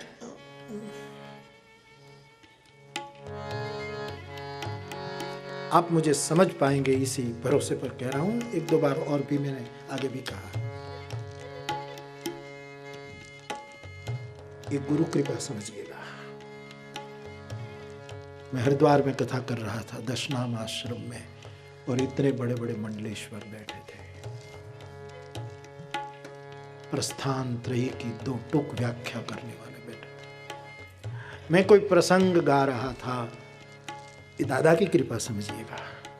बीच में से सन्यासी एक मंडलेश्वर खड़े हो गए और उसने माइक पकड़ लिया था और सभी सन्यासियों को कहा कि भाग जाओ यहां से, ये आदमी फिर कहीं रस में डाल देगा, निकलो यहां से। तब मुझे बहुत याद आई दादा की, इसकी कृपा हो सकती है। जिसकी आवाज रो रहे थे, रोए फुट फुट कर, जो बीवी बच्चे छोड़कर नहीं रोए, माँ बाप को छोड़कर। उसने मानस की पंक्ति ने तुलसी की पंक्ति ने रोना। भाग गए साहब, डंडे लेकर गए, भागो, यहाँ कुछ हम वैराग चुक जाएंगे, निकलो यहाँ से। आवाज रुलाए मुझे, वो साज न दो, आवाज न दो, आवाज न दो। रोशनी हो न सकी, दिल भी जलाया मैंने। क्या सुंदर पंक्तियां हैं।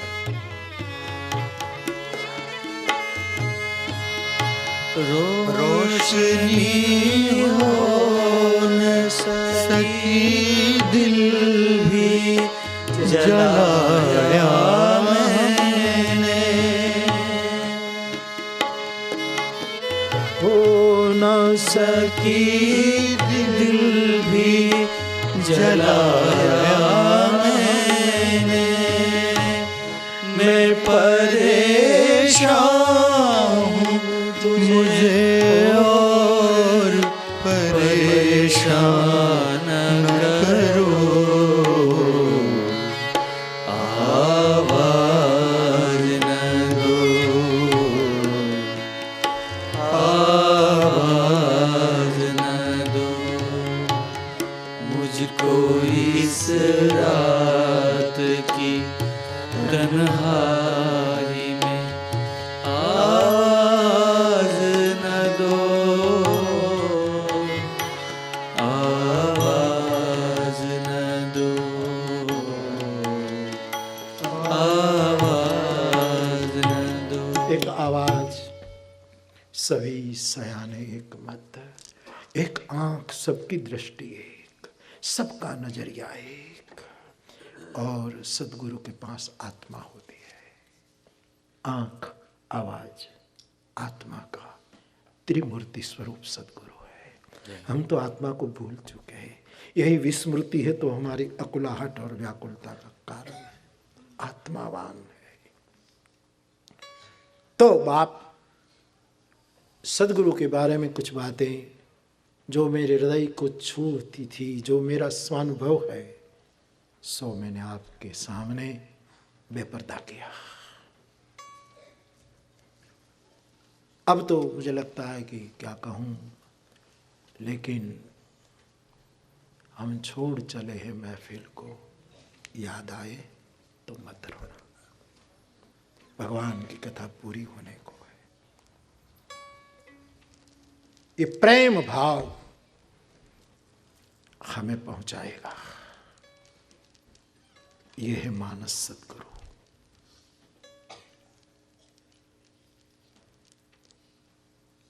अरण्य कांड में प्रभु ने यात्रा की, पंचवटी गए। वहां ललित लीला के योजनाबद्ध लीला के कारण जानकी का अपहरण हुआ। सीता की खोज करते प्रभु शबरी के आश्रम में गए। निज पद गति प्राप्त कर ली शबरी ने और प्रभु पंपा सरोवर जहाँ नारद जी के साथ वार्तालाप हुआ, अरण्य कांड पूरा किया। प्रभु नारद संवाद कही मारुति मिलन प्रसंग, पुनि सुग्रीव मिताई बाली प्राण कर भंग।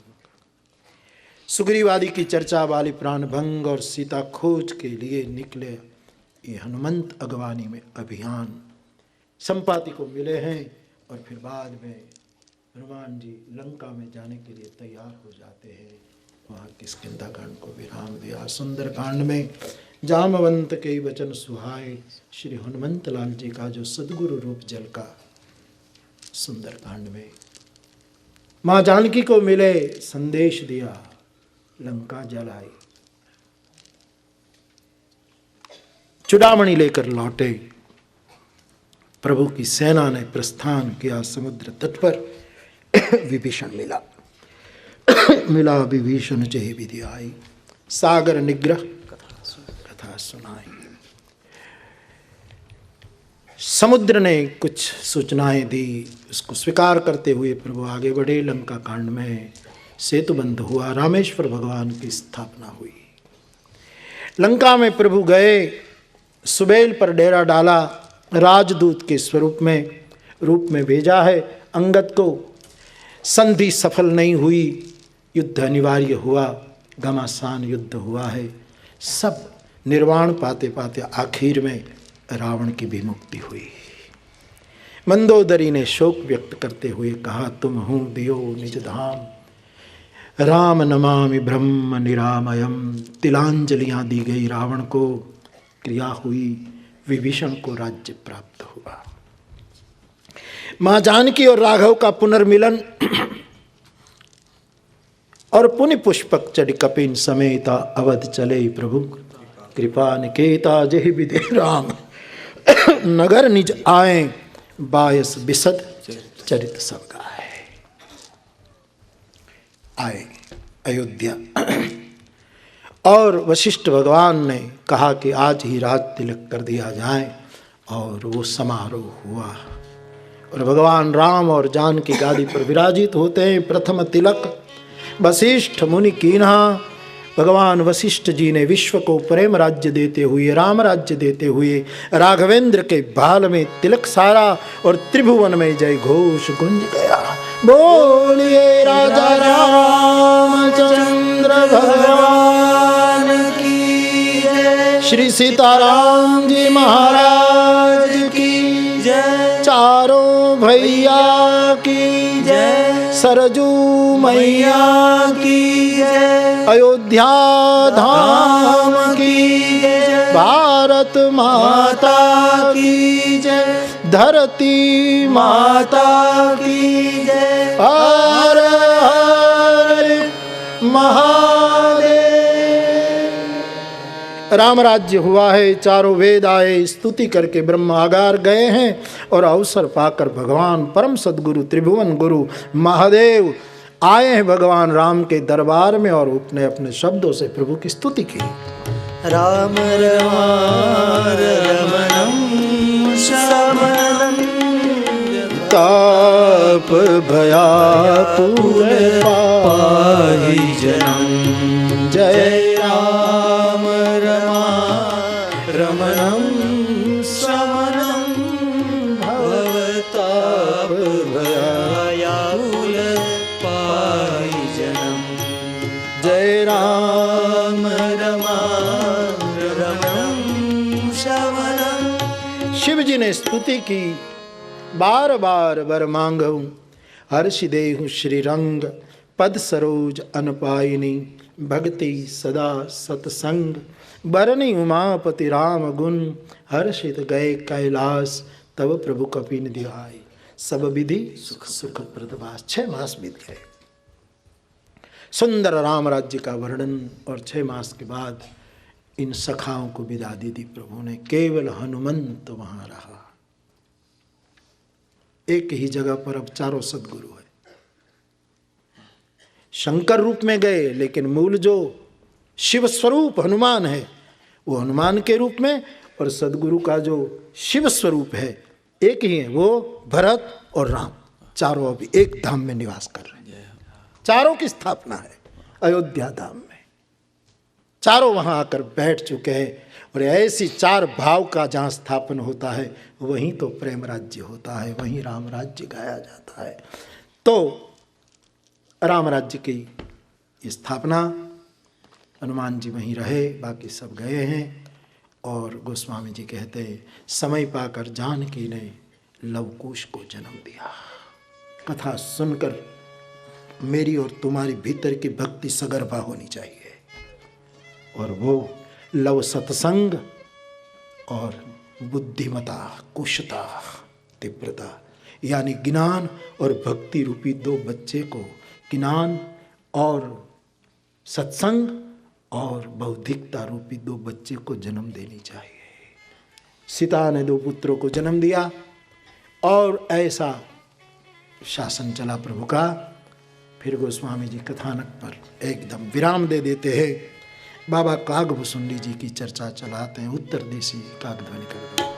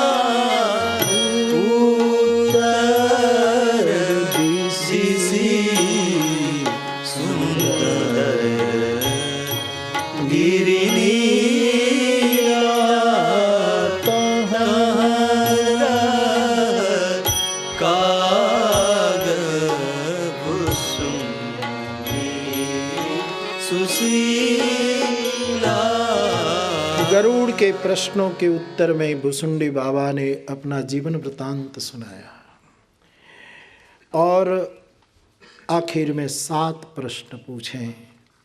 7वां प्रश्न मानस रोग। मानस रोग की विशद चर्चा कागभूषुंडी जी ने बहुत विस्तार से की, लेकिन इसी रोग का निवारण के लिए केवल एक ही बात कही, सद्गुरु वैद वचन विश्वासा संयम यह न विषय के आशा। गरुड़ प्रसन्न हुए, पंख फुला करके वैकुंठ की ओर गति कर गए। शिव जी ने पार्वती को कहा, देवी मैंने समस्त कथा आपको सुना दी, अब कुछ सुनना है। कहे महाराज आपकी कथा सुनते तृप्ति नहीं हो पा रही है, एक और तृप्ति होती नहीं, दूसरी ओर कृतकृत्य भाव पैदा हो रहा है। शिव ने भी कथा को इस रूप दिया है। बाबा याज्ञवल्क्य ने कोई स्पष्टता नहीं की है और स्वयं कलिपावनावतार पूज्यपाद गोस्वामी जी अपनी राम कथा को विराम देते हुए आखिर में रघुवंश भूषण चरित यह नर कहई सुनरी जे गावई। कलिमल मनोमल धोई बीनु श्रम राम धाम सिधारई।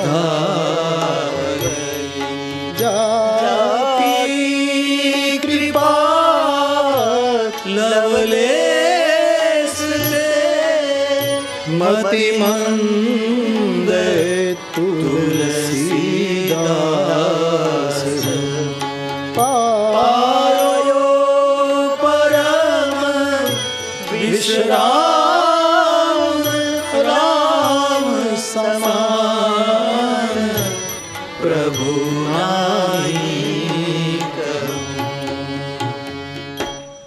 मौसम दीन न दीन हित तुम समान रघुवीर। अस विचारी रघुवंश मनी हरहु विषम भवभीर। कामिनी नारी प्यारी जीवी लोभी प्रिय जिमिदार। तिमि रघुनाथ निरंतर प्रिय लागहु मोहिरा। यत्पूर्वं प्रभुना कृतं सुकविना श्रीशम्भुना दुर्गमं श्रीमद्रामपदाब्जभक्तिमनिशं प्राप्येतु रामायणं।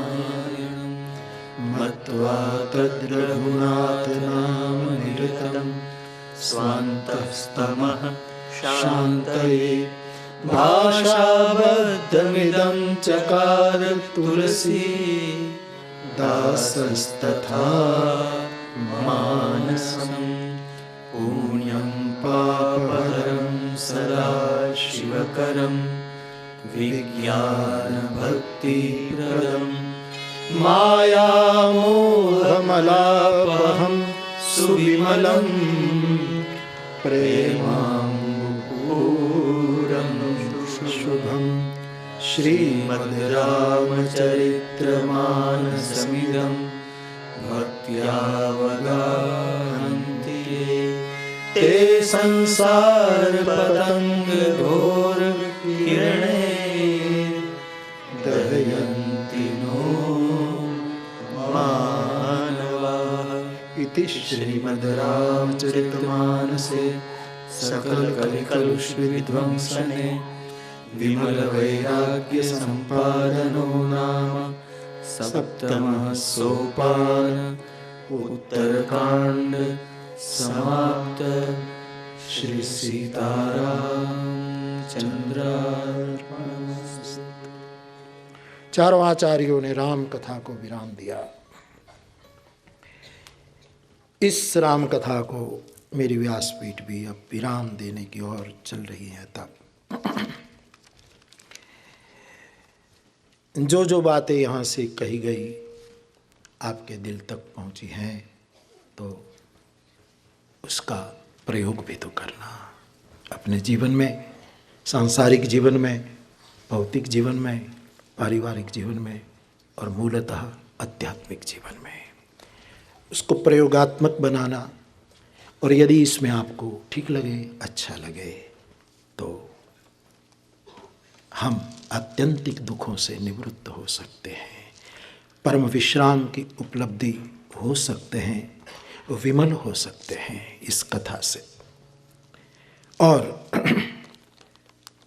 आप सभी ने बहुत बिल्कुल छोटी, एकदम टूंकी, शॉर्ट नोटिस में इस कथा का सुंदर आयोजन किया।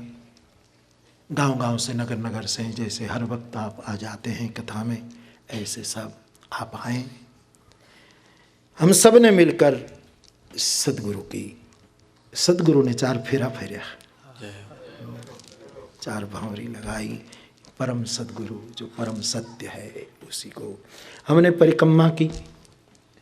और वो दृश्य कैसा रहा होगा, एक और शिव स्तुति करता होगा, एक और हनुमान खड़ा है, एक और भरत छत्र लेकर बैठा है, और एक स्वयं सदगुरु गादी पर बैठा है। एक ही जगह पर चारों जब विराजमान हुए राम राज्य की छवि में, तब कैसा दृश्य रहा होगा। भाव जगत में हम सब भी उसी झांकी के करीब करीब 9 दिन रहे हैं, उसका नैकट्य अनुभव किया है। बस और तो क्या कहें, आप सब बहुत प्यार से श्रद्धा से राम कथा का, भगवत कथा का श्रवण करते हैं, इसलिए आप सबको बहुत बहुत साधुवाद। बाकी तो कथा को समय मर्यादा में विराम देना ही होता है। बाकी हमारा तो ये जीवन हो चुका है, बस्ती बस्ती पर्वत पर्वत, गाता जाए बंजारा लेकर अपना एक तारा।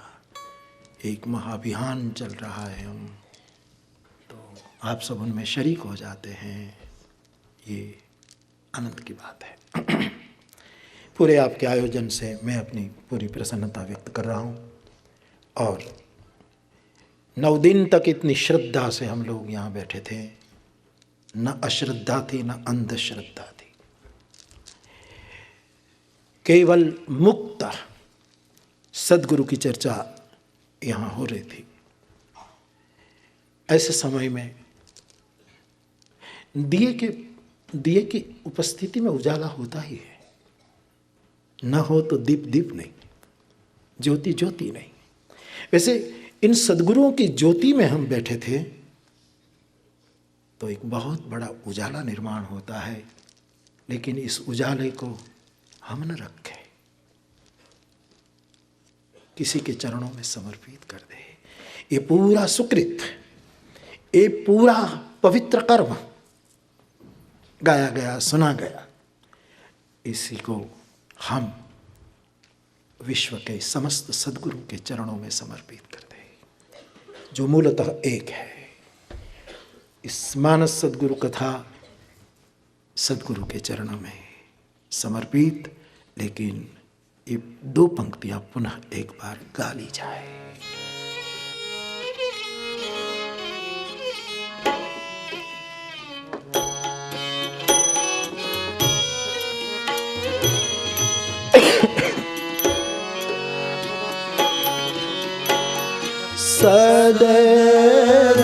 सद्गुरु ज्ञान विराज जोग के विबुध, सब गाइए।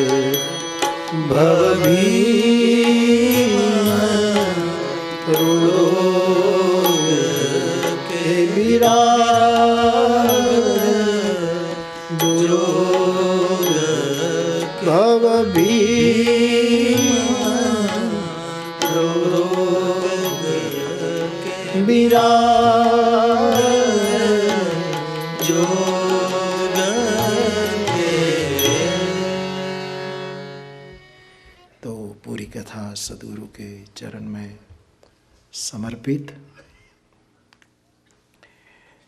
भगवान सबको प्रसन्न रखे। ऐसे हनुमान जी के चरणों में प्रार्थना करता हुआ कथा को विराम दूं। इससे पूर्व कोई त्रुटि रह गई हो तो हरये नमः, हरये नमः, हरये नमः, हरये नमः, हरये नमः, हरये नमः। प्रभु का सद्गुरु के चरण में समर्पित करके मैं मेरी वाणी को विराम दूं। इससे पूर्व नमः शांताय तेजसे इति मानस सद्गुरु। फिर कभी प्रभु ने मौका दिया, कहीं भी मौका दिया, इसी नाते मुसाफिर है हम भी, मुसाफिर हो तुम भी, किसी मोड़ पर फिर मुलाकात हो गई। हरि के नाम पर, सद्गुरु के नाम पर।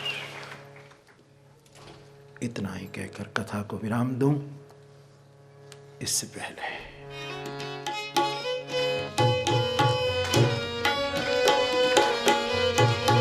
अच्युतं केशवं श्रीराम नारायणं कृष्ण दामोदरं श्रीवासुदेवं हरिं श्रीधरं माधवं श्रीगोपिका वल्लभं श्रीजानकी नायकं श्रीरामचन्द्रं भजे। कथा विसर्जन होत है सुनहु वीर हनुमान, राम लक्ष्मण जानकी सदा करो कल्याण सिया वर रामचंद्र की जय। रघुवीर रामचंद्र की जय। पवन सुत हनुमान की जय। उमापति महादेव की जय। बोलो भाई सब संतन की। हरि ओम।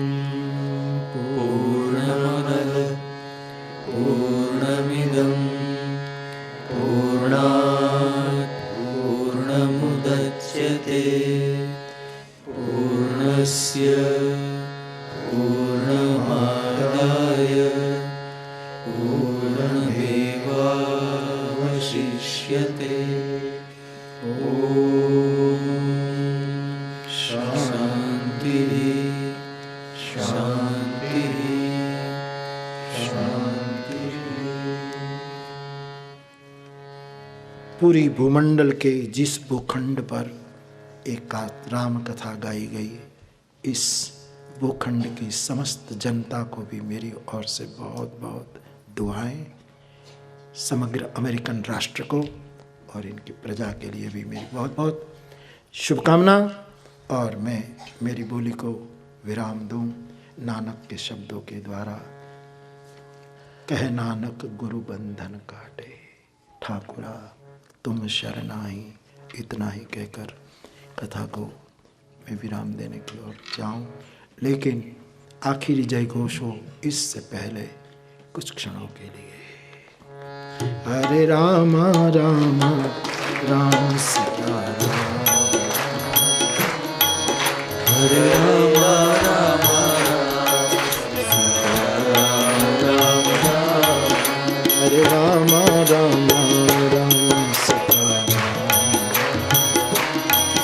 हरे राम राम सीता राम राम।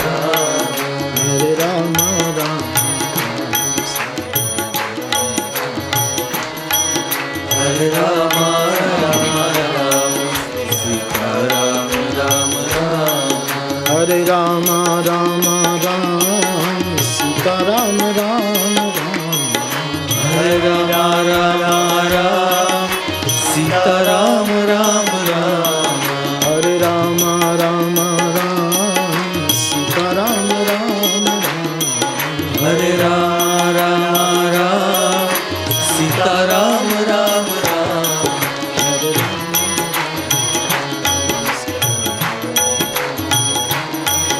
हरे राम सीता राम राम राम। हरे राम राम हरे राम सीता राम राम राम। हरे राम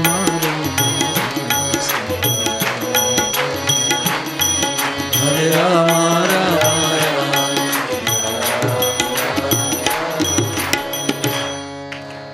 पुनः एक बार भगवान आप सबको प्रसन्न रखे।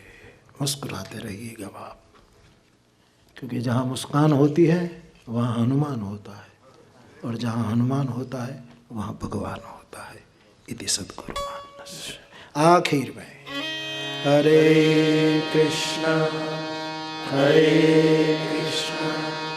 कृष्ण कृष्ण हरे हरे, हरे राम राम राम हरे हरे।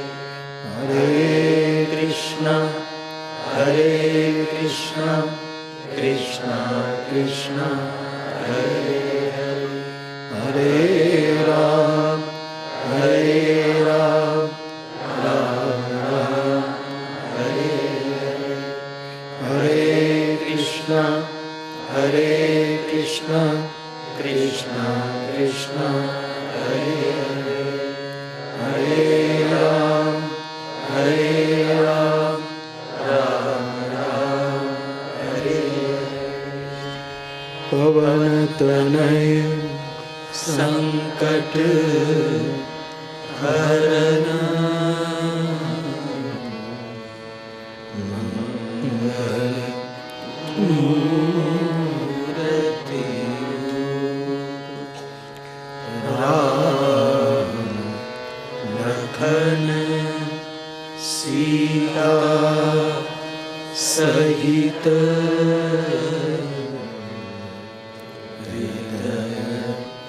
बसहु सुरगोप।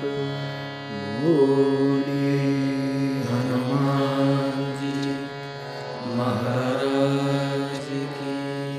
9 दिवस की ये राम कथा यहाँ विराम ले रही है। भाव से बोलिए रामचंद्र भगवान की जय। श्री बालकृष्ण भगवान की जय। सद्गुरु भगवान